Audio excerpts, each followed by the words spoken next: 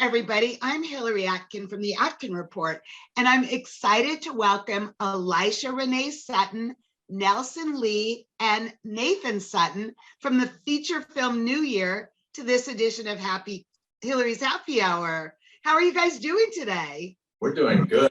Happy to be here. I like being at the happy hour. That's like very exciting. Yeah, we have like 24-hour happy hour around here. I hope you guys can join in with that. Oh, we're ready. Irish coffee. Well, Nathan, you directed this film and you co-wrote it with Elisha. So tell us more about how you developed this story. Oh my God! Happy New Year! We're gonna play a game. What is it? What is it? It's more of an exercise to strip away the masks we give ourselves and allow our true selves to shine through. I know you think you're in love with my wife, but you're not. Whoa, what the f? Don't interrupt me, Cam. Oh, well, it took 15 years of struggle and frustration with our lives, and then we just spit it all out on a computer screen for about 6 years and incorporated all of our friends into the mess.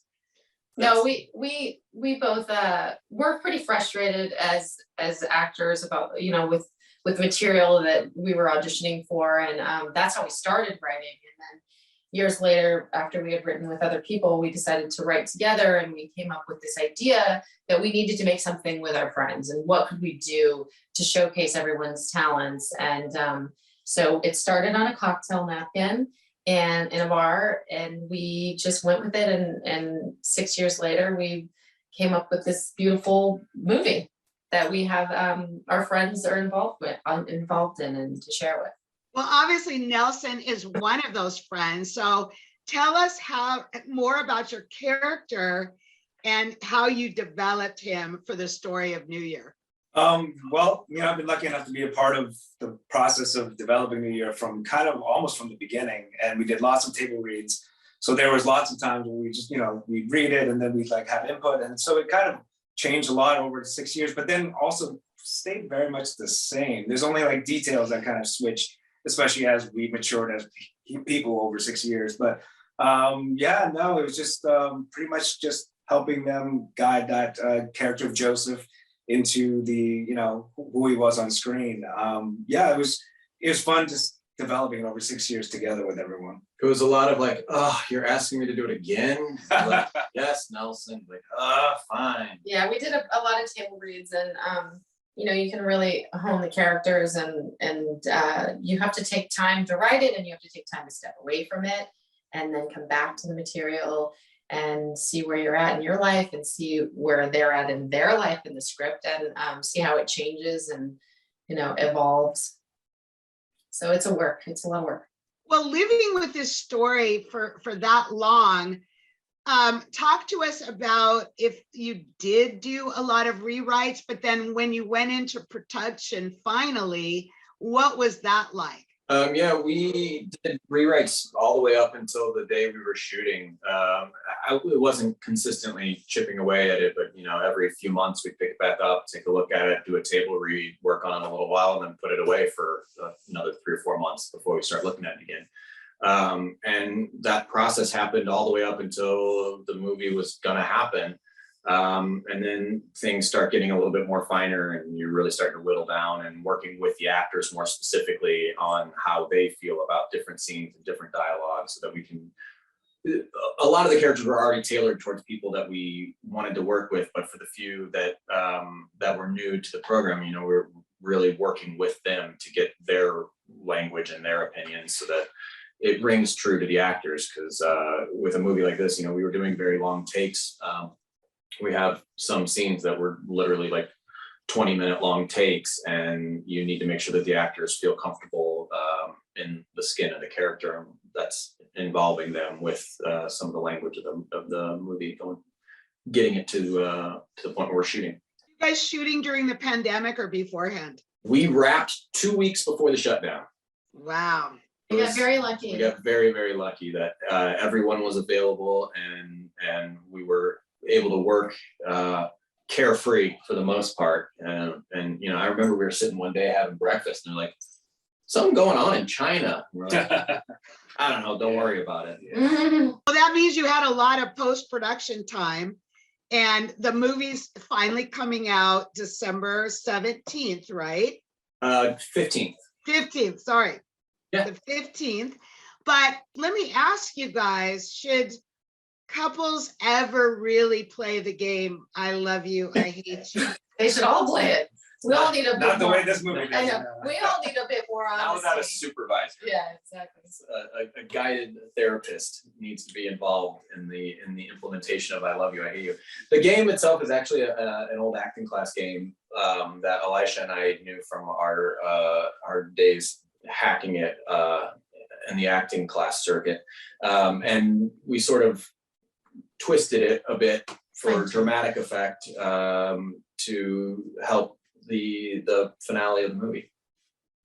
Without giving too much away. Yeah. No, we don't want to give too much away, but that's a great title for the game. But there's much deeper issues that are going on here in the relationship between Ben and Catherine. But what do you feel are the main messages that come out of this film? Oh, that's a good one. Why do you think that one else? Hey, messages. Well, I think I guess this film is all about people in your lives, how friends and family, and how we all think we know each other, but there's always something underneath. I think a lot of the subtext is a huge part of this film and a part of this message of like, there's certain things you just don't know or that we don't want to talk about, even if we do love each other and care about each other. And I think that's the thing that comes out in this film that gets revealed, of the things that we don't want to speak about, the things that we don't want to admit to. Eventually become impossible to avoid. Yeah, I don't think we write from a place of like trying to dictate a message or an agenda at all. It's just more what our curiosity is, and because we're actors first, we're curious about the human spirit, the human condition. So I think if anything, it's just being able to examine your relationships and your friendships and your involvement in your own life, because I really do feel like so much of us are just sort of skating by day to day without really examining how you affect other people. And the main character in this film affects other people for many years without really knowing how it's affecting them. Or caring about how it's affecting them.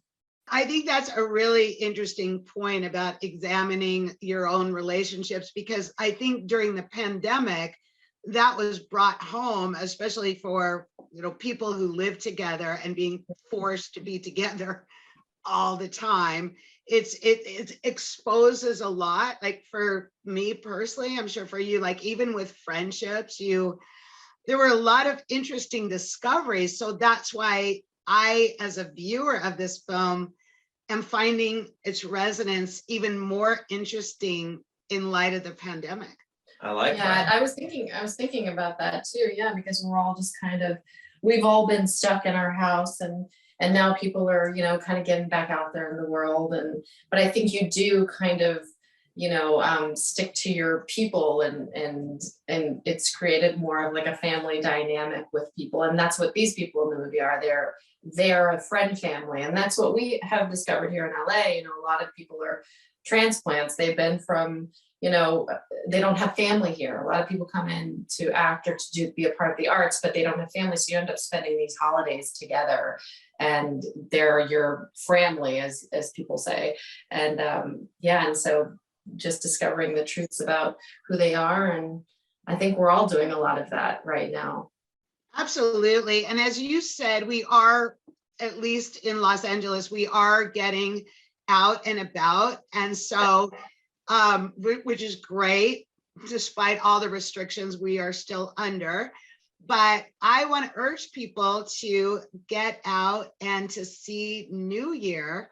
And I want to wrap up our happy hour by proposing a toast to the success of your film. Thank you so much. I like the way you segued that. What a pro. Go out to the movies, bring a drink, have a good time. Just don't play I Love You, I Hate You with any friends. Or play it. Thank you so much, you guys. Cheers. Thank you so much. Cheers to you. Happy New Year. Happy New Year.